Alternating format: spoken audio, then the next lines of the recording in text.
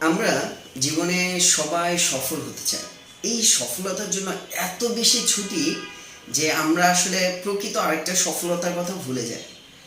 দুটো সফলতা, একটা হচ্ছে দুনিয়ার সফলতা, আরেকটা হচ্ছে আখিরাতের সফলতা। দুনিয়ার সফলতা হিসেবে আমরা কি বুঝি? আমি যদি বড় বড় কিছু ডিগ্রি অর্জন করতে পারি, সুন্দর করে কথা বলতে পারি, অনেক টাকা পয়সা কামাই করতে পারি, সুন্দর কিছু বাড়ি গাড়ি করতে পারি, তাহলে কিন্তু আমি সফলতার একটা মাপকাঠি ধরে মনে করি আমি সফল। অথবা এই ক্যাটাগরির মধ্যে যারা এই এই জিনিসগুলো অর্জন করে তাদেরকে আমরা সফল ধরি। আলহামদুলিল্লাহ, এটা আসলে আমাদের দুনিয়ার জিন্দগিতে থাকার জন্য দরকার আছে। কারণ যেহেতু আল্লাহ তাআলা আমাদেরকে শিখিয়েছেন যে আল্লাহ আপনি আমাদেরকে দুনিয়া এবং আখিরাতে সফলতা দেন। তবে এই জায়গায় আমরা যেখানে দেখতেছি যে আল্লাহ তাআলা আমাদেরকে দুনিয়ার সফলতা চেয়েছেন, শিখিয়েছেন যে আমরা যেন আল্লাহর কাছে দুনিয়ার সফলতা চাই। ঠিক ওই জায়গায় যদি আরেকটু খেয়াল করি, আল্লাহ তাআলা এইটাও কিন্তু বলছেন যে আখিরাতের সফলতার কথাটাও।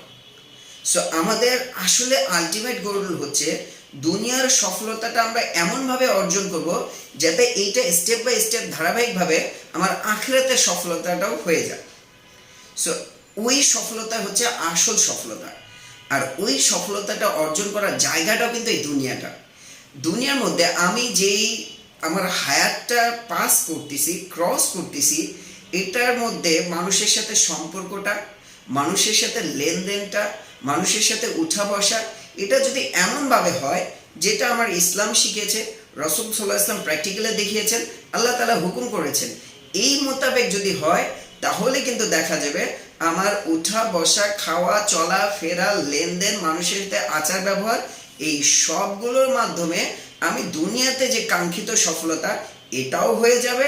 পাশাপাশি আখিরাতে যে প্রকৃত সফলতা আছে, অর্থাৎ আল্লাহ তাআলার রেজামন্দি সন্তুষ্টি নিয়ে চির সুখের স্থান জান্নাতে পৌঁছে যাওয়া, এইটাও কিন্তু সহজ হয়ে যাবে। এই জন্য আসলে আমাকে কিন্তু এখনই নির্ধারণ করা দরকার, আমি যে দুনিয়ার সফলতার পিছনে ছুটতেছি, দৌড়াইতেছি, এটার সাথে আমার আখিরাতের সফলতাও অ্যালাইনমেন্ট আছে কিনা।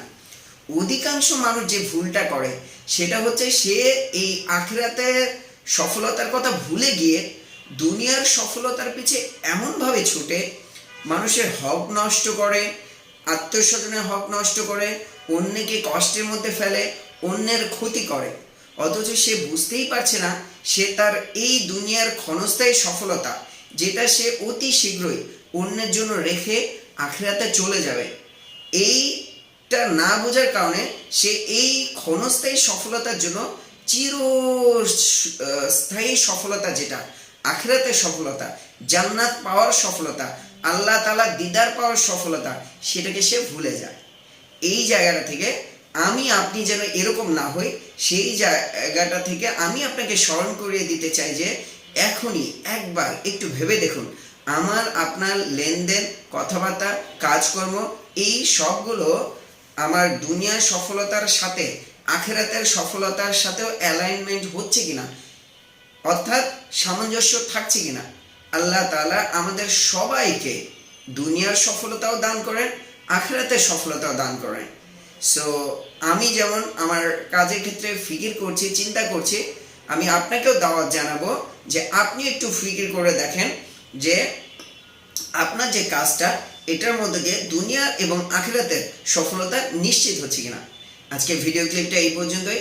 পরবর্তীতে অন্য কোনো এক ভিডিও ক্লিপে আরেকদিন দেখা হবে। আসসালামু আলাইকুম ওয়া রাহমাতুল্লাহ।